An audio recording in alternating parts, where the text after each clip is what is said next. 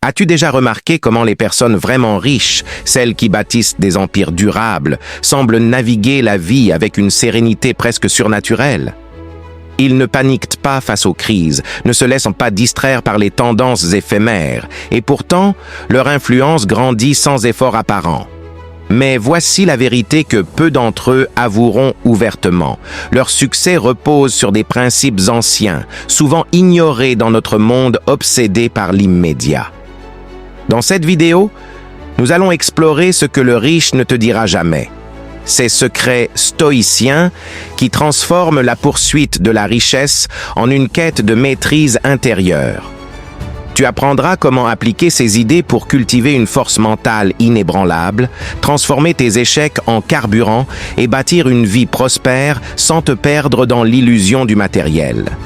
Reste jusqu'à la fin, car je te révélerai une pratique quotidienne simple qui a changé la trajectoire de figures historiques comme Marc Aurèle et qui pourrait bien redéfinir la tienne. Prêt à plonger plus profond? Allons-y.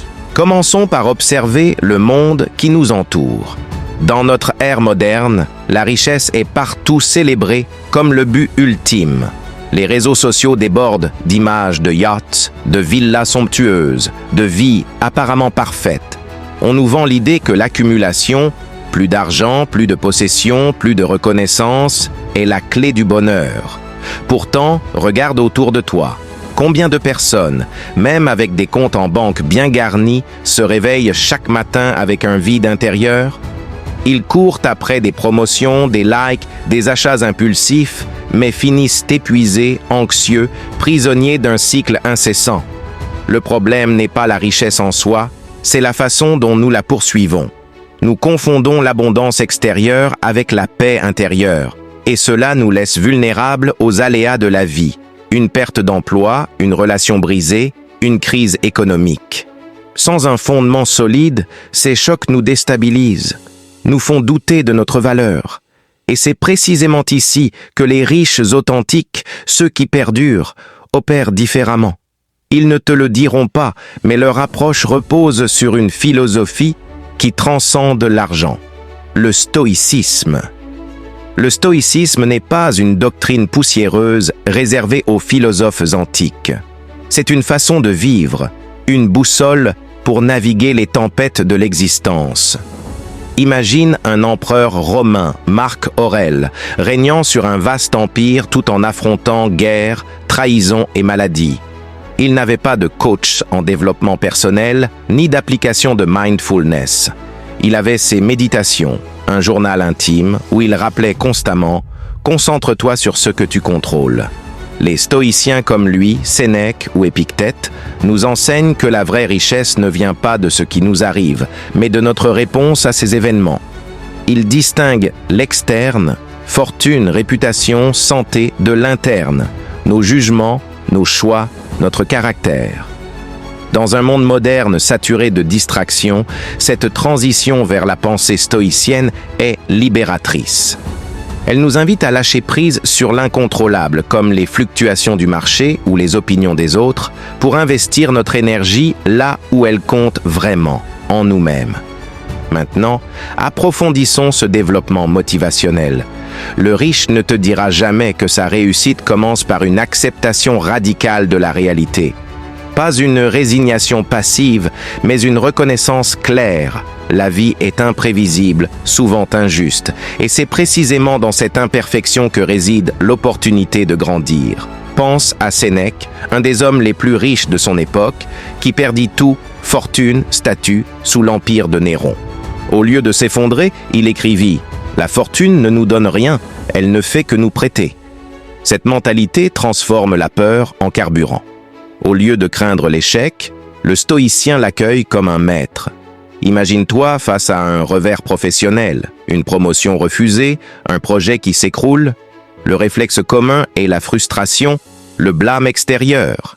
Mais avec le stoïcisme, tu poses, respires et demandes « Qu'est-ce que cela m'apprend sur moi? Comment puis-je en sortir plus fort ?» C'est cette profondeur qui motive véritablement, non pas par des slogans vides, mais par une force intérieure qui te rend inarrêtable. Les riches appliquent cela en silence. Ils construisent des empires non par chance, mais par une discipline quotidienne qui aligne leurs actions avec leurs valeurs. Et c'est là que réside la proposition de valeur en développement personnel. Adopter le stoïcisme, c'est investir dans une richesse qui ne s'épuise jamais. Contrairement à l'argent qui peut fluctuer, cette maîtrise mentale te donne une clarté inébranlable.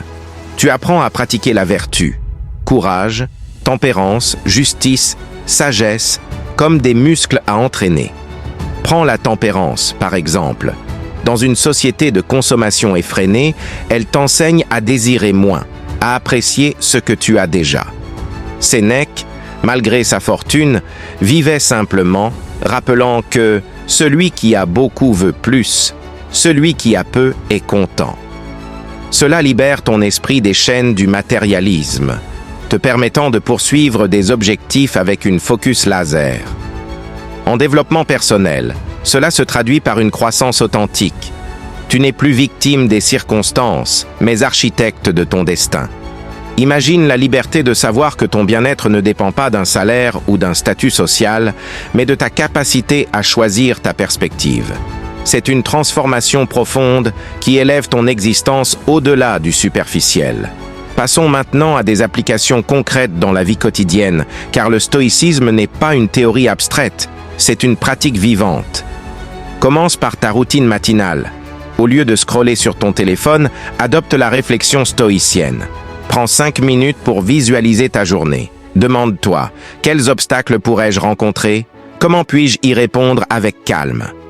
C'est ce que Marc Aurèle faisait, se préparant mentalement aux défis impériaux.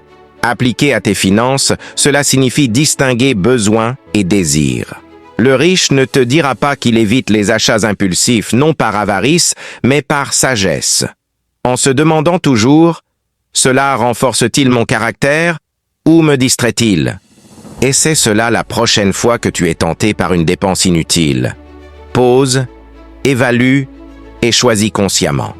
Dans tes relations, le stoïcisme t'enseigne l'empathie sans attachement excessif. Épictète disait « Ce ne sont pas les choses qui nous troublent, mais nos opinions sur elles. » Face à un conflit, au lieu de réagir avec colère, observe tes émotions, reformule la situation. Cette personne agit selon sa perspective. Je choisis la mienne. Au travail, cela se manifeste par une résilience face au rejet. Un entrepreneur stoïcien voit chaque non comme une étape vers le oui, non comme un échec personnel, mais comme une leçon. Intègre cela progressivement, une pratique par jour, comme noter 3 choses que tu contrôles avant de dormir. Au fil du temps, ces habitudes bâtissent une vie alignée, prospère, où la vraie richesse, la paix d'esprit, devient ta norme.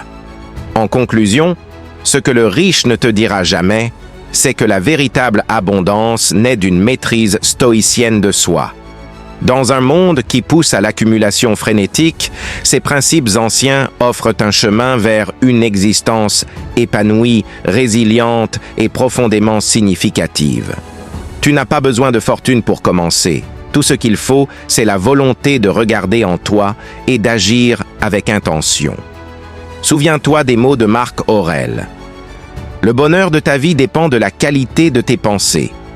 Porte cela avec toi et observe comment ta réalité se transforme. Si cette réflexion t'a touché, abonne-toi pour explorer plus de ces vérités intemporelles appliquées à la vie moderne. Partage dans les commentaires une pratique stoïcienne que tu vas tester cette semaine, non pour moi mais pour ancrer ton engagement. À bientôt pour la prochaine étape de ton voyage intérieur.